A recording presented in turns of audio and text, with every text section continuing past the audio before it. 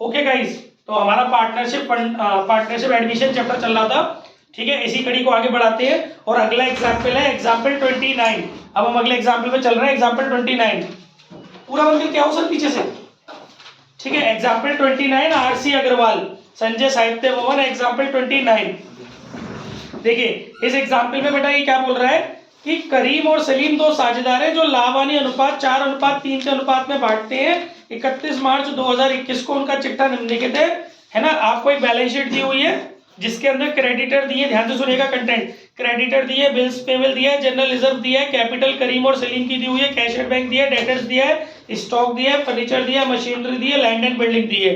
ये सारे सौदे दिए हुए हैं। वे निम्नलिखित शर्तों के आधार पर रुपए में 20 पैसे के भाग के लिए नदीम को साझेदार बनाते हैं। देखिए रुपए में 20 पैसे का मतलब हो गया कि 0.20 डिवाइड बाई 1 यानी कि 1/5। अगर आप इसको सॉल्व करेंगे तो ये बन जाएगा 1/5, क्योंकि पॉइंट हटाएंगे तो 2 जीरो लग जाएंगे, 20 एकम 20 और 20 पंजे 100, ठीक है। तो यानी कि इसको 1/5 पार्ट को उसने रुपए में 20 पैसे बोला है, ठीक है। नया पार्टनर है नदीम। नदीम को 48,000 रुपए पूंजी में तथा 70,000 रुपए ख्याति के लाने कॉमन पॉइंट है, ठीक है। भूमि भवन का मूल्य बढ़ाकर 81,100 रुपीज करना है। मशीनरी पर 10% और फर्नीचर पर 1,000 रुपए अवक्षयण मतलब डेप लगाना है, ठीक है।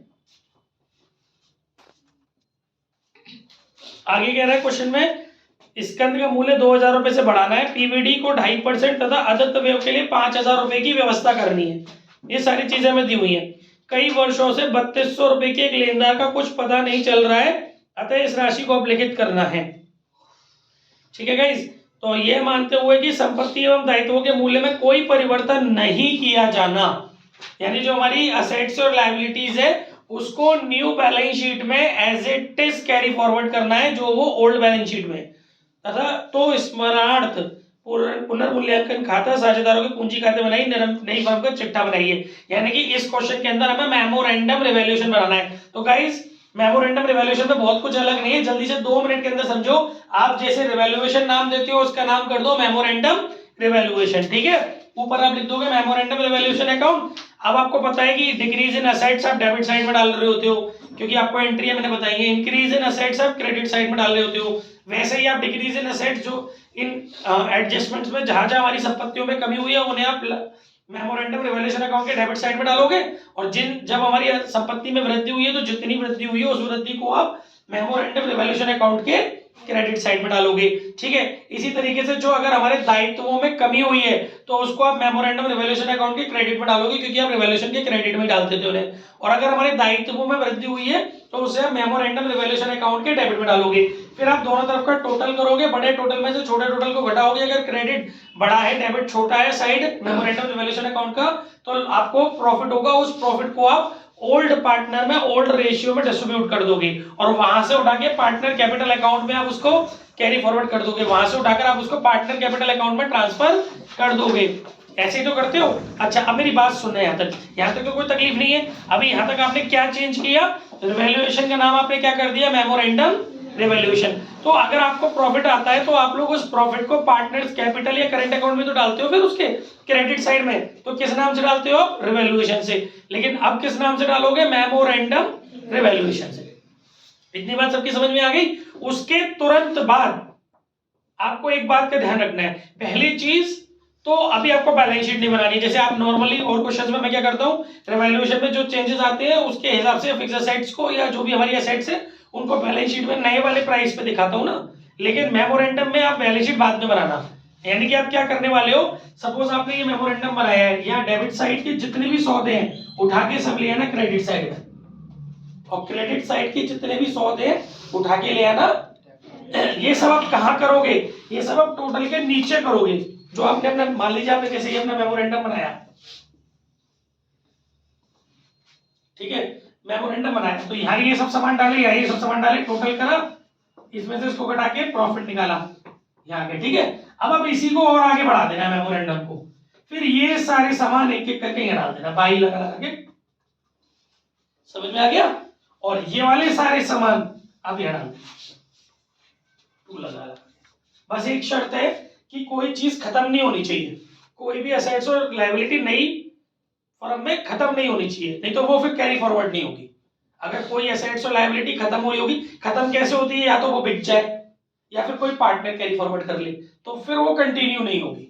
ठीक है, तो आपको ये उतार के इधर लाना है, ये उतार के आपको इधर लाना है, फिर से आपका प्रॉफिट लॉस निकलेगा। इस बार ध्यान रखना, अगर पिछली बार बैलेंस इधर बच रहा था तो इस बार बैलेंस इधर बचेगा, तो वो लॉस हो जाएगा, वो आप पार्टनर की कैपिटल या करंट में ट्रांसफर करोगे, लेकिन इस बार आप लोग न्यू रेशियो में डिस्ट्रीब्यूट करोगे। न्यू रेशियो या तो गिवन होना चाहिए, अगर गिवन ना हो सीधे बैठो, नारायणी पब्लिक स्कूल के कुछ बच्चे चल रहे हैं, ठीक है, अगर वो लॉस मतलब अगर वो न्यू रेशियो गिवन नहीं होगा तो आपको निकालना पड़ेगा, वो मैं आपको सिखा चुका हूं, पीछे की वीडियोस देखो, उसमें समझ में आ जाएगा। ठीक है, तो आपको कुल मिला के कहने का मतलब ये, यहाँ पर अगर प्रॉफिट लॉस जो है वो तो आपको ओल्ड पार्टनर में ओल्ड रेशियो में डिस्ट्रीब्यूट करना है, लेकिन अगर आपका जो कैरी फॉरवर्ड करके क्रेडिट की चीजें डेबिट में और डेबिट की चीजें क्रेडिट में कैरी फॉरवर्ड करके जो प्रॉफिट लॉस निकलेगा उसको आपको सभी साझेदारों में उनके नए अनुपात में डिस्ट्रीब्यूट करना है।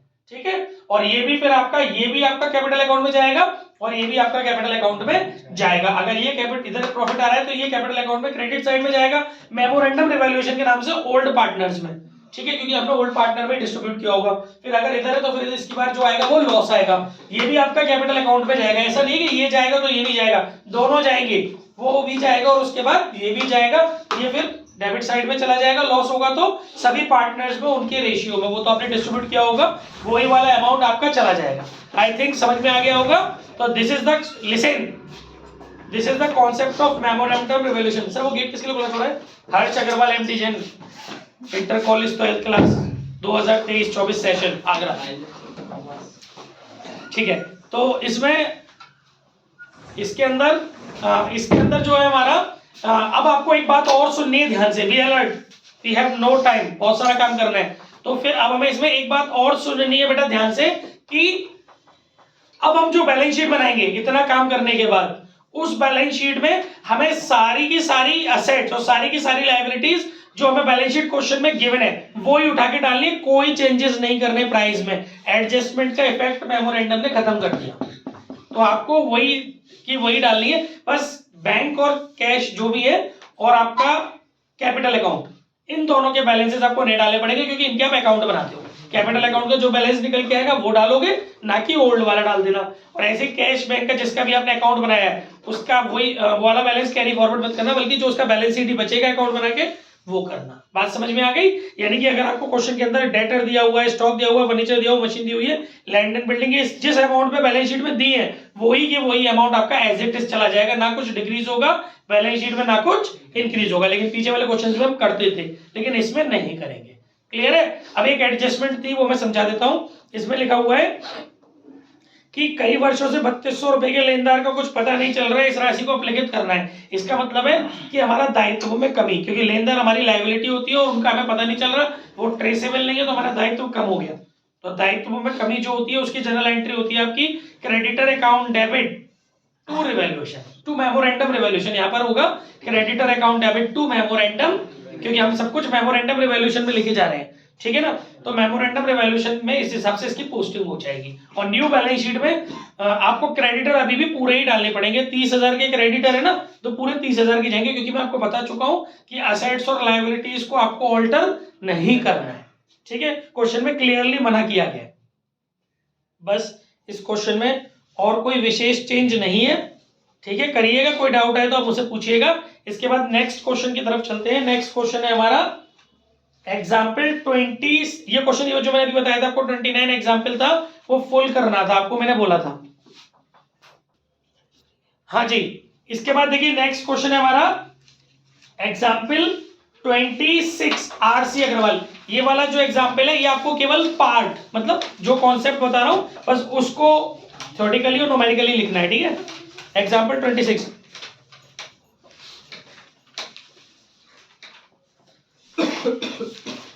देखिए इसने एक चीज दे रखी है, बैलेंस शीट जो क्वेश्चन में दी हुई है उसमें लिखा हुआ है व्यापार में हानि। अभी तक आपने जनरल रिजर्व पढ़ा था केवल। ठीक है, अब इसमें असेट साइड में दे रखी है व्यापार में हानि। तो बच्चों अगर जब नया साझेदार व्यापार में प्रवेश करता है उस समय जो पुरानी हानि होती है उसे ओल्ड पार्टनर्स में ओल्ड रेशियो में डेबिट कर दिया जाता है उनके कैपिटल या करंट अकाउंट में। अगर कोई लॉस होता है तो, ठीक है। तो यहाँ व्यापार में हानि दे रखी है आपको 2 लाख रुपए की, तो इसको आप लोग डिस्ट्रीब्यूट कर देंगे पार्टनर्स के अंदर। तो इसकी जो जर्नल एंट्री होगी वो दोनों ओल्ड पार्टनर है मोहन और सोहन, उनकी कैपिटल हो जाएगी डेबिट, और लॉस जिस नाम से दी हुई उसी नाम से आप इसे रिटर्न ऑफ कर देना। क्वेश्चन के अंदर लॉस इन द बिजनेस लिखा है तो लॉस इन द बिजनेस के नाम से ही आप इसको रिटर्न ऑफ कर देना एंट्री के अंदर, ठीक है। क्योंकि आपको क्वेश्चन में जो नाम दिया उसी नाम से डिस्ट्रीब्यूट कर देना। तो एंट्री हो जाएगी ओल्ड पार्टनर यानी कि मोहन्स कैपिटल डेबिट और Sohan's capital debit to loss in business, और ओल्ड रेशियो में डिस्ट्रीब्यूट करना, फिर ये कैपिटल अकाउंट में चला जाएगा। इसके अलावा ये कहीं नहीं जाएगा, ठीक है। इस क्वेश्चन में इतना ही पार्ट था। इसके बाद अगले क्वेश्चन पे चलते हैं। अगला क्वेश्चन है हमारा एग्जाम्पल 30 SM शुक्ल। ये भी पार्ट, ये पीडीएफ वीडियो पहले से बना के रखने हैं आप लोगों को, यहाँ मैं फोटो खींचने का टाइम नहीं दे पाऊंगा। एग्जाम्पल 30 SM शुक्ल, इसको भी पूरा नहीं करना है, केवल जो पार्ट बता रहा हूं वो करना है घर जाके। देखिए एग्जाम्पल 30 में क्या बोल रहा है गाइस, ध्यान से सुनिए। एग्जाम्पल 30 के अंदर आपको 4-5 चीजें समझनी है बहुत ध्यान से। आपको एक्चुअली एक बैलेंस शीट दी हुई है, बहुत ध्यान से सुनिएगा मेरी बात को। आपको एक बैलेंस शीट दी हुई है, उस बैलेंस शीट में एक तो दे रखा है पी एंड एल अकाउंट 5,000 रुपए का, ओल्ड पार्टनर है और भी। एक तो आपको दे रखा है पी एंड एल अकाउंट 5,000 रुपए लायबिलिटी साइड में। तो बच्चों ये ओल्ड पार्टनर में ओल्ड रेशियो में डिस्ट्रीब्यूट हो जाएगा। तो अगर इसको डिस्ट्रीब्यूट करने की जनरल एंट्री समझोगे तो हो जाएगी P and L debit to S capital to B's capital. उस लिहाज से ये कैपिटल अकाउंट में क्रेडिट साइड में चला जाएगा ओल्ड पार्टनर्स में, ठीक है। इसके अलावा इसमें दिया हुआ है पब्लिक डिपॉजिट। गाइस ये फिक्स्ड लायबिलिटी मतलब लॉन्ग टर्म लायबिलिटी होती है पब्लिक डिपॉजिट। तो इस लायबिलिटी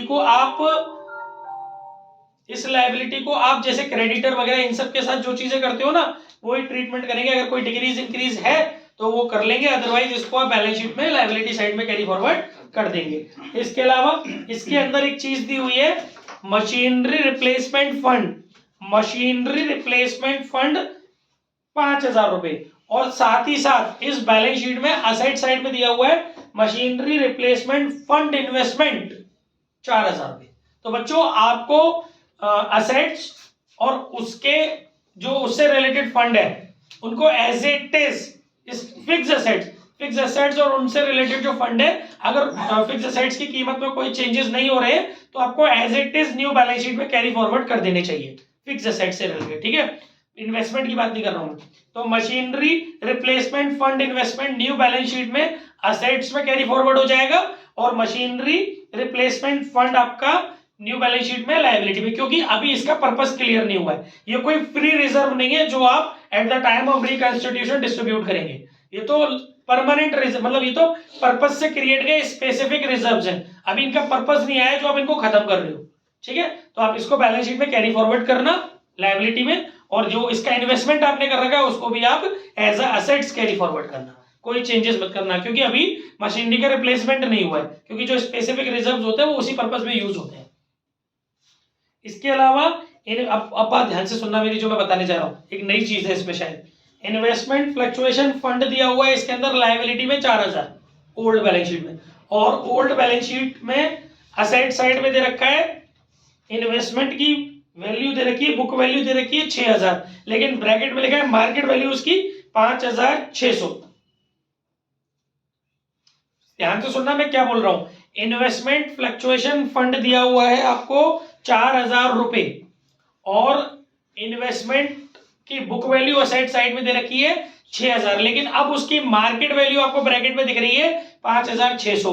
तो पहले इस सिनेरियो को समझते हैं। देखिए नॉर्मली सपोज हमारा मार्केट वैल्यू नहीं दी होती क्वेश्चन के अंदर, सिर्फ इन्वेस्टमेंट दिया होता 6,000, तो बच्चों ये जो फंड था ना इसको आप डिस्ट्रीब्यूट कर देते, क्योंकि ये नियम होता है रिकंस्टिट्यूशन के टाइम पर आपको इस तरीके के इन्वेस्टमेंट फ्लक्चुएशन फंड को डिस्ट्रीब्यूट कर देना चाहिए ओल्ड पार्टनर में ओल्ड रेशियो में। अगर आपके इन्वेस्टमेंट में कोई भी फ्लक्चुएशन नहीं हुआ है तो उसके रिगार्डिंग जो भी आपने फंड अभी तक क्रिएट कर रखा था उसको ओल्ड पार्टनर में ओल्ड रेशियो में डिस्ट्रीब्यूट कर दो। बात समझ में आ रहा है। तो ये जो 4,000 रुपए का फंड था वो आपका डिस्ट्रीब्यूट हो जाता, जनरल एंट्री हो जाती investment fluctuation fund debit to old partners capital या करंट अकाउंट। लेकिन इस क्वेश्चन में ऐसा नहीं हो इस क्वेश्चन में ऐसा नहीं होगा। क्यों नहीं होगा? क्योंकि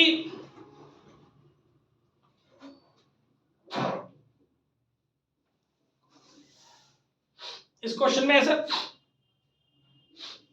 में ऐसा क्यों नहीं होगा बेटा? वो इसलिए नहीं होगा क्योंकि इसमें हमें इन्वेस्टमेंट की मार्केट वैल्यू दे रखी है और मार्केट वैल्यू भी बुक वैल्यू से कम दे रखी है, तो यानी कि इन्वेस्टमेंट पे हमारी कीमत डिक्रीज हो गई। और जब भी हमारी इन्वेस्टमेंट की कीमत डिक्रीज होती है तो इस फंड का इस्तेमाल होता है। अब मेरी बात समझ रहे हो ना? तो कायदे से क्या होना चाहिए कि ये जो 6,000 रुपए की बुक वैल्यू थी, अब उसकी मार्केट में वैल्यू कितनी इन्वेस्टमेंट की?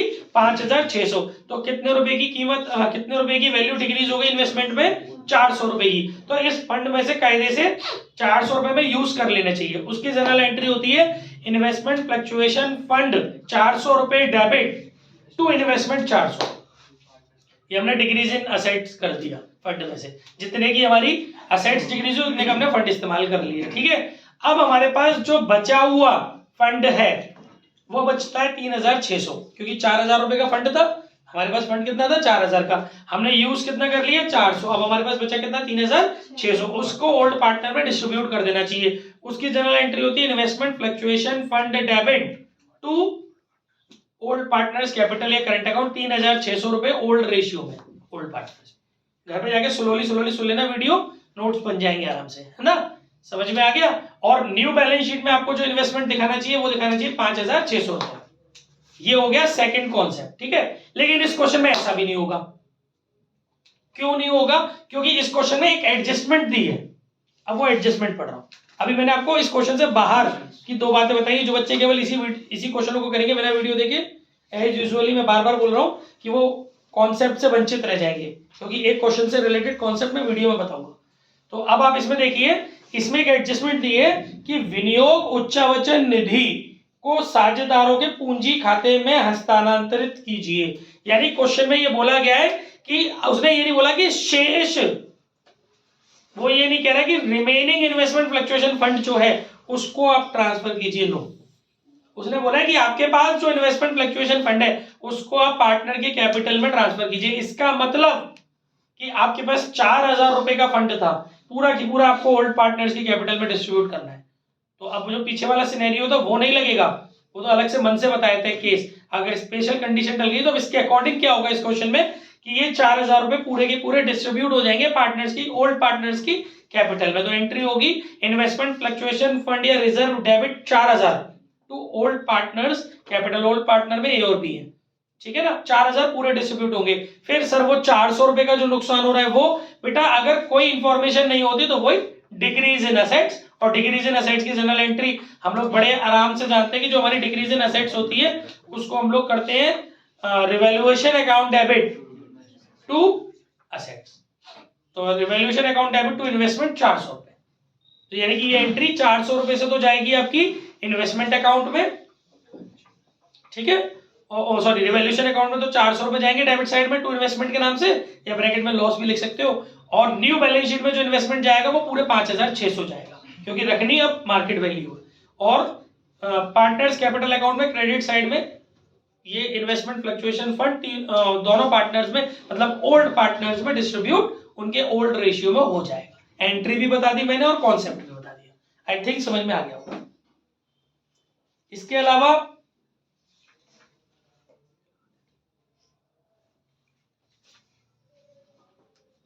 अलावा इस क्वेश्चन में कोई नई बात नहीं है। तो ये सारे कॉन्सेप्ट आपको घर जाके लिखने हैं और एंट्री के रूप में छोटे छोटे सब, जैसे मैं बोल रहा हूँ ना, एंट्री पोस्टिंग कौन सी चीज कहाँ जाएगी, ये सब लिखना है आपको घर जाके, नहीं तो आपको रिवीजन में दिक्कत हो जाएगी। क्योंकि जो क्वेश्चन मैं पार्ट के रूप में बोल रहा हूँ इसका मतलब है कि उसके पूरे कॉन्सेप्ट आपको लिखने की। ये इसकी जनरल एंट्री है, वीडियो देखेंगे सारे कॉन्सेप्ट मिल जाएंगे। ये इसकी जनरल एंट्री है, ये इस अकाउंट के क्रेडिट में जाएगी, इसके डेबिट में जाएगी, इतने से जाएगी, उतने से जाएगी, इस रेशियो में जाएगी। ये सब लिखना है आपको, वरना आपको रिवीजन में दिक्कत हो जाएगी। इसके बाद नेक्स्ट क्वेश्चन है हमारा बच्चों, ना, अब हमारा अगला क्वेश्चन है एग्जाम्पल 29 SM शुक्ल। ये भी हमको पार्ट के रूप में समझना है, कॉन्सेप्ट से लिखने केवल जो मैं बोल रहा हूं।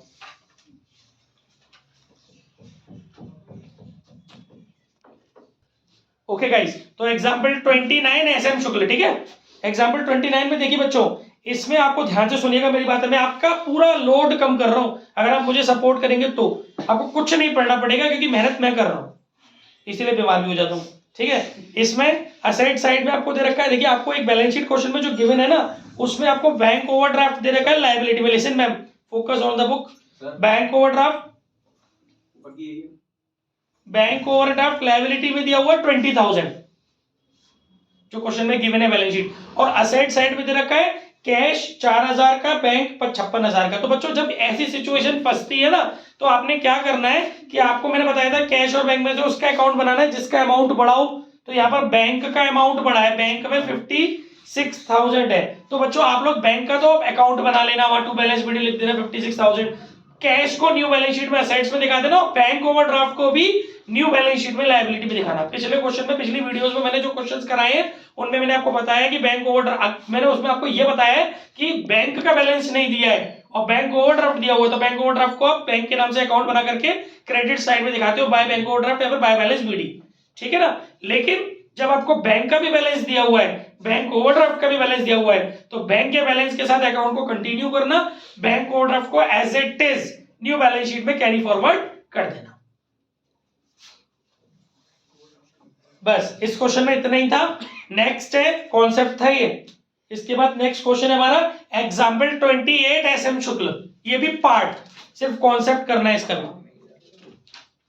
देखिए इसमें 3-4 पॉइंट मैंने लगाए हैं, मुझे बताइएगा जरा। ओके हाँ, तो मैं ये पूछ रहा था कि मुझे बताइए, मतलब इन द सेंस कि मुझे सुनिए कि इसमें लिखा हुआ है पुराने साझेदारों के द्वारा संचय की आधी राशि निकाल ली जाएगी। तो पहले तो आप लोग जनरल रिजर्व को डिस्ट्रीब्यूट करेंगे ओल्ड पार्टनर्स में ओल्ड रेशियो में, जो मैं पहले की वीडियोस में बता चुका हूं। लेकिन इस बार उस अमाउंट को विड्रॉ कर रहा है हाफ।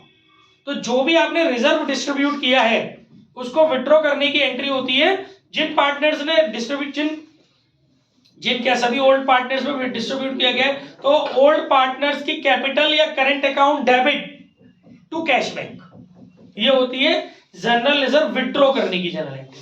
ओल्ड पार्टनर्स कैपिटल या current account debit to cash bank, तो उसी लिहाज से यहां पर एंट्री होगी। आप क्वेश्चन में देख लेना, 3 पार्टनर है, ओल्ड ABC, करंट अकाउंट है नहीं, कैपिटल वाला कॉन्सेप्ट है, तो A capital debit, B capital debit, C capital debit to cash bank में, यहां पर बैंक है तो टू बैंक, ठीक है। लेकिन हाफ अमाउंट, जितना अमाउंट आपने रिजर्व डिस्ट्रीब्यूट किया था उन सभी का हाफ हाफ हो जाएगा, ठीक है। यानी कि आपने जो पार्टनर्स को, पहले वाले पार्टनर को 14,900 रुपए डिस्ट्रीब्यूट किए थे रिजर्व के, तो उसके हाफ हो जाएंगे 7,450। जैसे बी ने 9,934 रुपए लिए थे तो हाफ हो जाएंगे 4,967। ये SM शुक्ल का चल रहा है, साहित्य भवन की किताब का, घर जाकर के देखेंगे तो मिल जाएगा। मेरे को याद दिला देना कोई बच्चा, मैं कोशिश करूंगा कल इसको इनके PDF डालने की, ठीक है। याद नहीं रहती है। SEC का था 4,966 है, तो उसका हाफ हो जाएगा 2,483 रुपए विड्रॉल अमाउंट, ठीक है। आई होप समझ में आ गया होगा। एक और पॉइंट है इसी क्वेश्चन के अंदर, ध्यान से सुनिए। लेनदारों के 2,300 रुपए के दावे का 2,000 में भुगतान किया गया। मतलब देखो एक लैंग्वेज का खेल होता है। वो अगर वो इस बात को ये बोलता कि लेनदारों का दावा 2,300 रुपए था जिसे 2,000 में भुगतान किया जाएगा, या लेनदारों के दावे को 2,300 के दावे को 2,000 में स्वीकार किया गया, तो आपको इस एंट्री को कैसे करना होता। आप क्या करते, आपको साफ साफ दिख रहा है कि आपका जो क्रेडिटर था 2,300 रुपए का, उसमें से केवल आपको क्रेडिटर का पेमेंट अब नियर फ्यूचर में कितना करना होगा, 2,000। तो आप क्या, यानी कि आपका डिक्रीज इन लायबिलिटी यानी डिक्रीज इन, हाँ, तो आपका डिक्रीज इन क्रेडिटर या डिक्रीज इन लायबिलिटी कितने का हो रहा है, 300 रुपए का। तो डिक्रीज इन लायबिलिटी की जनरल एंट्री होती है creditor account debit to revaluation, ठीक है ना। 300 रुपए आपका क्रेडिटर डिक्रीज हो रहे हैं, तो 300 रुपए तो आपके चले जाएंगे रिवैल्यूएशन में क्रेडिट साइड में, ठीक है। क्रेडिट क्योंकि एंट्री बन रही है creditor account debit to revaluation 300 रुपए। और न्यू बैलेंस शीट में जो आपके ओल्ड बैलेंस शीट में जो आपको क्रेडिटर दिए हुए 6,200 रुपए के, न्यू बैलेंस शीट में उसमें से पूरे 2,300 रुपए माइनस हो जाएंगे, क्योंकि क्रेडिटर का जो था सिस्टम वो तो पूरे 300 रुपए माइनस हो जाएंगे। क्योंकि मैं अभी इस क्वेश्चन से अलग समझा रहा हूं, मतलब अगर 2,300 रुपए के दावे को 2,000 में स्वीकार किया गया होता तो आप क्या करते, 300 रुपए तो आप रिवैल्यूएशन अकाउंट के क्रेडिट में दिखा देते, क्योंकि आपकी लायबिलिटी डिक्रीज हो रही है, और बाकी के शो नहीं, और बाकी के जो 300 रुपए जो कम हुए हैं उसे 6,200 के क्रेडिटर में से बैलेंस शीट में भी माइनस कर देते। लेकिन अगर जैसा कि इस क्वेश्चन में बोला है कि ये बोला जाएगा कि 2,300 रुपए के दावे को, लेनदारों के 2,300 रुपए के दावे को 2,000 में भुगतान किया गया, इसका मतलब आपने क्रेडिटर का पेमेंट भी करा है। तो अब क्या होगा, 300 रुपए तो आपका डिक्रीज इन लायबिलिटी है, तो रिवैल्यूएशन के क्रेडिट में चले जाएंगे, general entry creditor account debit to revaluation. और न्यू बैलेंस शीट में 6200 रुपए के जो क्रेडिटर ओल्ड बैलेंस शीट में दिए हुए हैं उसमें से पूरे 2300 रुपए माइनस होंगे, ठीक है ना, पूरे, क्योंकि आप उसका पेमेंट ही कर रहे हो, तो चीज तो 2300 की खत्म हो रही है, भले ही आप उसे 2000 में भुगतान कर रहे हो। कहानी तो 2300 रुपए की लिस्ट क्रेडिटर की डिक्रीज हो रही है, तो आप 6200 में से 2300 रुपए आप लोग पेमेंट मेड के नाम से या क्रेडिटर पेड ऑफ के नाम से आप फिनिश करोगे। और साथ ही साथ जो बैंक अकाउंट बनाओगे उसमें भी आप उसको दिखाओगे, उसकी जनरल, क्योंकि आप 2000 रुपए का भुगतान करें तो आपका बैलेंस कम हो रहा होगा, तो आप उसकी जनरल एंट्री करोगे creditor account debit to bank account. तो वहां पर भी आपको बैंक अकाउंट में क्रेडिट साइड में 2000 रुपए दिखाने पड़ेंगे। उसके बाद जो बैलेंस बचेगा बैंक का, सारी एडजस्टमेंट्स करने के बाद बैंक से रिलेटेड, फिर जो बैलेंस बचेगा वो न्यू बैलेंस शीट में बैंक का बैलेंस कैरी फॉरवर्ड होगा। आई थिंक समझ में आ गया होगा। स्वीकार करना और भुगतान करना दोनों में फर्क है, कि क्लेम एडमिट किया गया है कि क्लेम का पेमेंट भी किया गया है, उसके हिसाब से काम होगा। केवल क्लेम स्वीकार किया गया है अभी तो सिर्फ 300 रुपए माइनस होंगे, और क्लेम का भुगतान भी किया गया तो पूरी क्रेडिटर लिस्ट में से वो 2300 रुपए माइनस होंगे, ठीक है। इसके अलावा इस क्वेश्चन में और तो रिमार्केबल पॉइंट कोई नहीं है। नेक्स्ट है बच्चों एग्जाम्पल 25 SM शुक्ल, एग्जाम्पल 25 SM शुक्ल पार्ट, ये भी फुल नहीं करना, पार्ट करना है। मैं आपका प्रेशर कम कर रहा हूं ताकि आप लोग अपनी थ्योरी पे भी फोकस कर सकें, पर इतना भी आप नहीं करेंगे तो फिर कुछ नहीं हो पाएगा। एग्जाम्पल 25 SM शुक्ल पार्ट, इसमें भी बच्चों हमें एक पॉइंट लेना है। इसमें एक पॉइंट दिया है गुडविल के रिगार्डिंग, इसमें बोला गया है ख्याति के लिए 7500 रुपए लाएगा नया पार्टनर, जिसे पुराने साझेदारों द्वारा सीधे ले लिया जाएगा।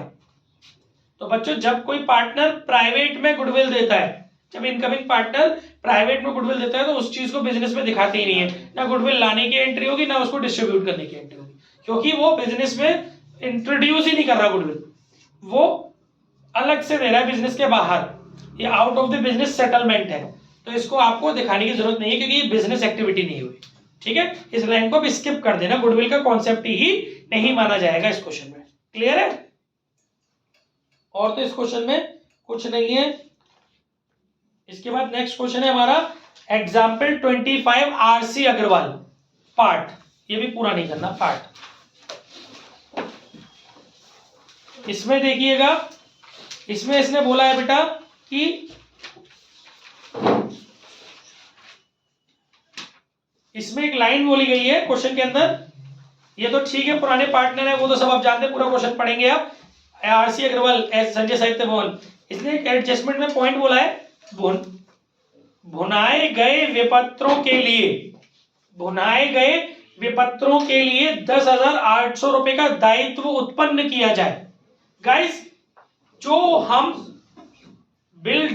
अपने BR डिस्काउंटेड कराते हैं तो उनके रिगार्डिंग एक कंटिंजेंट लायबिलिटी होती है जो अभी तक हमारी बैलेंस शीट में नहीं आई होती, क्योंकि कॉन्टिंजेंट लायबिलिटी हम लोग बैलेंस शीट में केवल जब ही दिखा सकते हैं जब वो फिक्स लायबिलिटी बन जाए या परमानेंट लायबिलिटी बन जाए, है ना। यानी कि हमारे पास एक कॉन्टिंजेंट लायबिलिटी थी लेकिन अब हमें उसको परमानेंट लायबिलिटी बनाना है, क्योंकि उसने बोला है बुनाए गए विपत्रों के लिए 10,800 रुपए का दायित्व उत्पन्न कीजिए, यानी आपको इसको लायबिलिटी बनाना है। तो guys this is a increase in liability, जो कि पहले बैलेंस शीट में नहीं थी, क्योंकि कॉन्टिंजेंट लायबिलिटी जो होती है वो बैलेंस शीट के बाहर रहती है नोट के रूप में, बैलेंस शीट में आई नहीं होती अब तक, लेकिन अब आपको वो दायित्व बनाना है। तो this is increase in liability.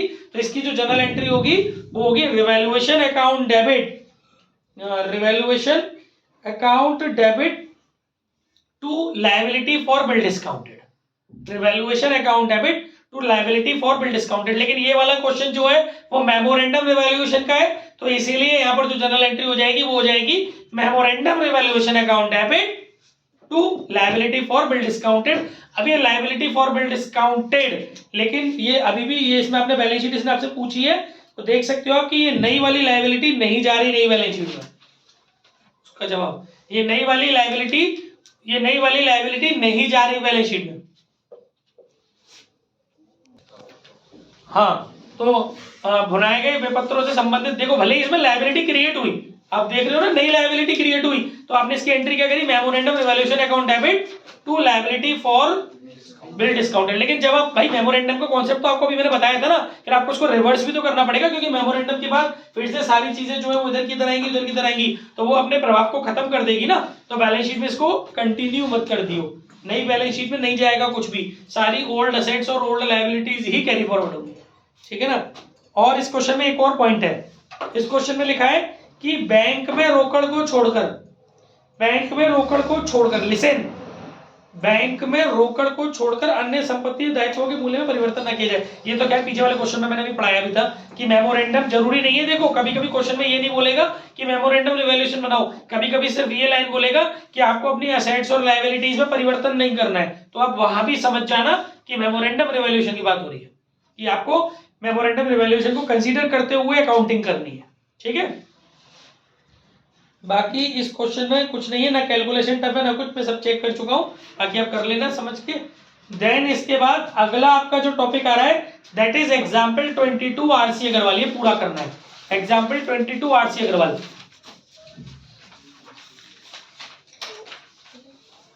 देखिए गाइस, इसमें हम लोग हिडन गुडविल के बारे में डिस्कशन करेंगे। अब हमारा टॉपिक शुरू हो गया हिडन गुडविल, क्योंकि हम लोग एडजस्टमेंट ऑफ कैपिटल कर चुके, हम लोग मेमोरेंडम वाले कॉन्सेप्ट कर चुके, हम लोगों ने मिसिंग कैपिटल वगैरह सब कुछ सीख लिया और बेसिक क्वेश्चंस भी सीख लिए। अब 2 दिन में या 3 दिन के अंदर अंदर ये चैप्टर खात्मे की तरफ चला जाएगा, कंप्लीटली फिनिश हो जाएगा, मतलब ऐसा कुछ नहीं बच रहा होगा जो आपको आ रहा नहीं हो। 2 दिन तो कम से कम यहाँ से भी और लगेंगे, क्योंकि छोटे छोटे क्वेश्चन है, बैक क्वेश्चन है, सब पढ़ने हैं, हमें सब पढ़ के सब निकाल करके लाने हैं, क्रक्स निकाल के मैं आपको दे रहा हूँ, सिर्फ इसी क्रक्स के साथ आपको आगे बढ़ना है, ठीक है।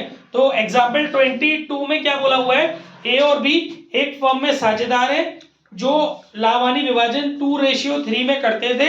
31 मार्च 2021 को उनका चिट्ठा निम्नलिखित था। गाइस एक बैलेंस शीट आपको बना करके दी हुई है, जिसमें कैपिटल अकाउंट दिया हुआ है, जनरल रिजर्व दिया हुआ है, क्रेडिटर दिए हुए हैं, बिल्डिंग दी है, मशीन दी है, डेटर दी है, स्टॉक दी है, कैश दिया है और डिफर्ड रेवेन्यू एक्सपेंडिचर दिए 25,000 रुपए के असेट साइड में। इसके अलावा नीचे एडजस्टमेंट में बोला है उन्होंने सी को 1/6 भाग के लिए साझेदार बनाया, नए पार्टनर का पार्ट दे दिया और 3,60,000 रुपए पूंजी के रूप में लाता है, ठीक है। ख्याति का लेखा करने हेतु जनरल प्रविष्टियां कीजिए। गाइस पूरे क्वेश्चन में कहीं भी गुडविल के बारे में कुछ बात हुई है, मतलब गुडविल की अमाउंट निकली थी है नहीं ना, फिर भी गुडविल की एंट्री करवा रहा, तो यही होती है hidden goodwill.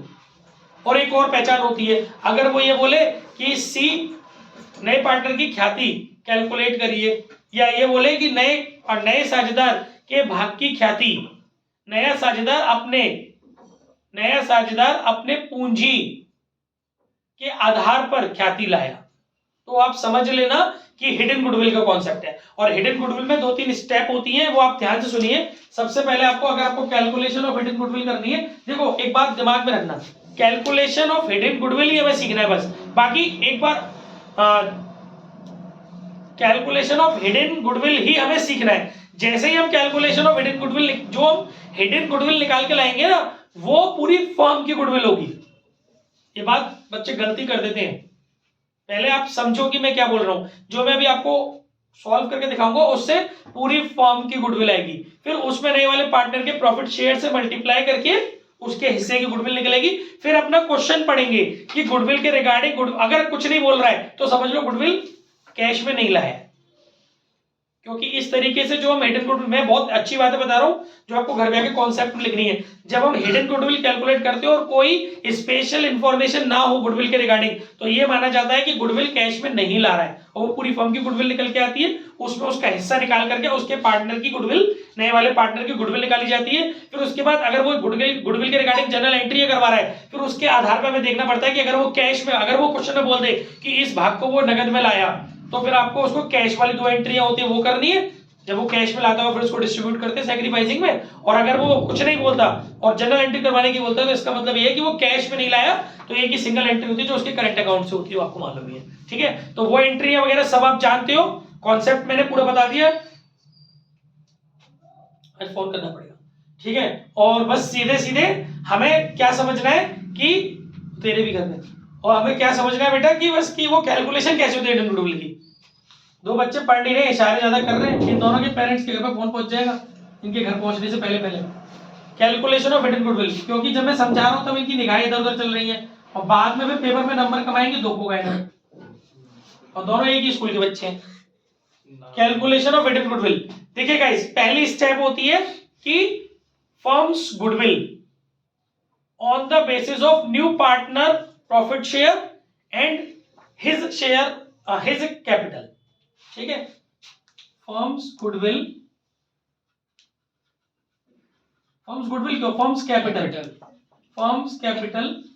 Firm total capital on the basis of new partner profit share and his capital.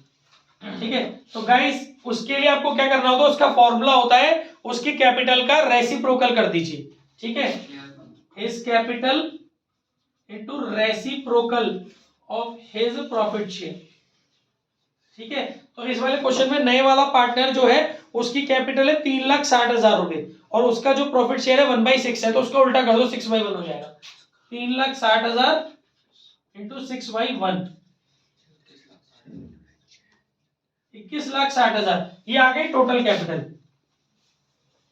ठीक है, फिर स्टेप 2 होती है आपकी total capital on the basis of old partners adjusted capital including new partner capital. Total capital on the basis of old partners adjusted capital including new partner capital. Guys इसमें किस चीज का एडजस्टमेंट करना होता है, ओल्ड पार्टनर का जो balance आपको बैलेंस शीट में गिवन है उसमें रिजर्व्स वगैरह जो होते हैं वो प्लस कर देते हैं, कोई उसका जनरल रिजर्व प्रॉफिट शेयर वगैरह होता है वो प्लस कर देते हैं, और अगर कोई एक्यूमुलेटेड प्रॉफिट प्लस किए जाते हैं और एक्यूमुलेटेड लॉसेस माइनस किए जाते हैं। बाकी रिवैल्यूएशन में वैल्यूएशन नहीं डाला जाता, एक्यूमुलेटेड प्रॉफिट प्लस किए जाते हैं और एक्यूमुलेटेड लॉसेस माइनस करे जाते हैं, तब निकलती है एडजस्टेड कैपिटल। इसका यहाँ पर एडजस्टेड कैपिटल का जो मतलब है कि उसके बिगनिंग बैलेंस में एक्यूमुलेटेड प्रॉफिट ऐड कर दो और एक्यूमुलेटेड लॉसेस को लेस कर दो। ठीक है, तो देखिए यहाँ पर कौन कौन से ओल्ड पार्टनर है, इस क्वेश्चन में ए और बी दोनों ओल्ड पार्टनर है, और यहाँ पर एक्यूमुलेटेड प्रॉफिट के नाम पर जनरल रिजर्व दे रखा है 1,20,000 का एक्यूमुलेटेड प्रॉफिट एंड रिजर्व्स के नाम पर, और एक्यूमुलेटेड लॉसेस के नाम पर डिफर्ड रेवेन्यू एक्सपेंडिचर दे रखा है बैलेंस शीट में 25,000 का। तो देखिए देखिएगा इस कैसे करेंगे, ए की है 4 लाख रुपए, बी की कैपिटल दे रखी है 6 लाख रुपए, और दोनों पार्टनर का रिजर्व दे रखा है हमको बैलेंस शीट के अंदर 1,20,000 रुपए, और डिफर्ड रेवेन्यू एक्सपेंडिचर दे रखा है हमें 25,000, वो माइनस हो जाएगा गाइस। ठीक है, क्योंकि लॉसेस जो होते हैं वो माइनस हो जाते हैं, और प्लस न्यू वाले पार्टनर की कैपिटल, न्यू वाले पार्टनर की कैपिटल 3,60,000, क्योंकि मैंने यहाँ लिखा है इंक्लूडिंग न्यू पार्टनर कैपिटल, ये फॉर्मूला है भाई 3,60,000। समझ में आ गया ना, ओल्ड पार्टनरों का कैपिटल का balance plus accumulated profit and reserves minus accumulated losses. तो आप देखिए 4 और 6 10 और 11,20,000 और 11,80,000, 14,80,000 में से गए 25,000, तो 14,55,000, 14,55,000 आपका आ गया टोटल कैपिटल। फिर से अब इस कैपिटल और इस कैपिटल के बीच का जो डिफरेंस होगा वो फर्म की हिडन गुडविल होती है, firms hidden goodwill. Step 1 minus step 2, 21,60,000 minus 14,55,000, तो ये करीब आपका कितना बचेगा, ये बचेगा बेटा आपका 7,05,000। ठीक है, 7,05,000, ये आपकी फर्म की गुडविल आ गई। अगर आपको नए वाले पार्टनर की गुडविल निकालनी है तो उसके प्रॉफिट शेयर से मल्टीप्लाई करना पड़ेगा, तो आपको सी की गुडविल मिल जाएगी, सी इज गुडविल 7,05,000 इंटू 1/6। अब ये जो निकल के आएगा वो निकल के आएगा बेटा 1,17,500। फिर इसके बाद आप अपनी जर्नल एंट्री देख लो, जब कुछ नहीं बोल रहा तो इसमें उधार वाली जर्नल एंट्री, मतलब कैश में ना लाने वाली जर्नल एंट्री हो जाएगी, C is current account debit to S capital to B's capital. 1,17,500 को सेक्रीफाइसिंग पार्टनर्स में उनके सेक्रीफाइसिंग रेशियो में डिस्ट्रीब्यूट कर देंगे। जब न्यू रेशियो नहीं दिया तो ओल्ड रेशियो को सेक्रीफाइस रेशियो मान करके दोनों में डिस्ट्रीब्यूट कर दिया जाएगा। आई थिंक समझ में आ गया होगा। ठीक है सर, इतनी तीनों की है। चलिए गाइस, अगला क्वेश्चन है हमारा example 23 RC Agarwal part, full नहीं करना part.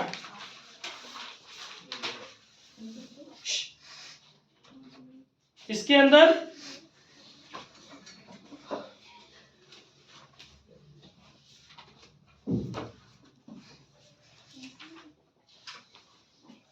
Sorry example 23 RC Agarwal नहीं, एग्जाम्पल 23 टीएस एस एम शुक्ल, आरसी अग्रवाल नहीं बेटा, एस एम शुक्ल है ना, एस एम शुक्ल साहित्य भवन। देखिए इसमें क्या है, पार्ट के रूप में करना है इसको। इसमें क्या लिखा हुआ है कि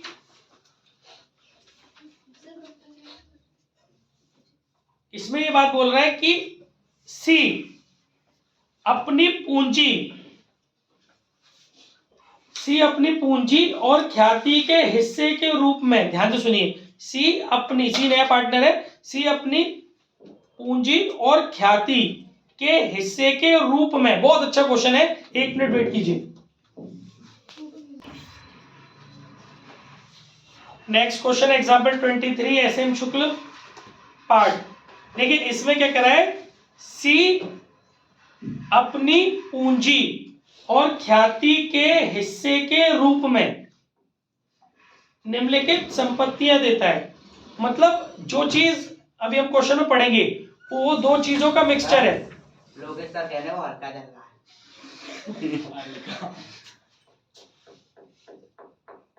देखिए तो बेटा इसमें आप ये देखिएगा, यहां लिखा है फर्नीचर 60,000, मशीन 1,60,000 और बैंक दिया 40,000। तो बच्चों ये जो तीनों चीजें उसने दी हैं, ये तीनों चीजें बिजनेस में डेबिट हो जाएंगी।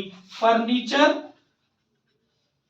अकाउंट डेबिट, फर्नीचर दिया है उसने 60,000 रुपए का, ठीक है।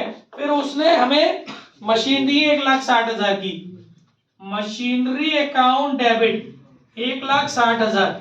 फिर इसके बाद उसने हमको 40,000 रुपए का बैंक बैलेंस दिया है, तो बैंक अकाउंट डेबिट। आप समझिए मैं क्या बताने की कोशिश कर रहा हूं, ये आपको दिया गया बेटा 40,000 और ये दिया दो चीजों के लिए गया है, इसी में गुडविल है उसकी और इसी में उसकी पूंजी है।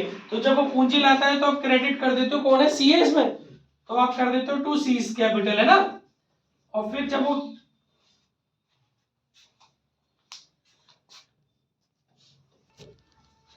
हाँ तो जब वो अपनी गुडविल के रूप में पैसे लाता है तो हम उसको लिखते हैं पीएफजी, ठीक है। अभी हमें ये दोनों चीजें आइडेंटिफाई करनी है कि कितनी कैपिटल है और कितनी गुडविल है। अब आपको क्वेश्चन में बोला है उसने कि सी के प्रवेश के समय फर्म की ख्याति 3,90,000 थी। यहां से हमें थोड़ी हेल्प हो जाएगी। फर्म की गुडविल दे रखी है आपको 3,90,000, ठीक है। आप सी की गुडविल निकाल लो, क्योंकि आपको सी का प्रॉफिट शेयर दिया हुआ है। सी का प्रॉफिट शेयर क्वेश्चन में दिया हुआ है आपको 3/13, तो 3,90,000 इंटू 3/13, 90,000 सी की गुडविल हमारी कंफर्म हो गई। तो भैया जो बैलेंसिंग करके बचेगा वो उसकी कैपिटल होगी। ऐसे भी निकलती है चीजें, ये आपकी बैलेंसिंग करके बचेगी 1,70,000, ठीक है ना। फिर आप इस 1,70,000 को डिस्ट्रीब्यूट कर लेना सेकंड एंट्री करके। तरीका कौन सा? जो चेंजेस थे वो मैंने आपको इसके अंदर बता दिया, आई होप समझ में आ गए होंगे। हाँ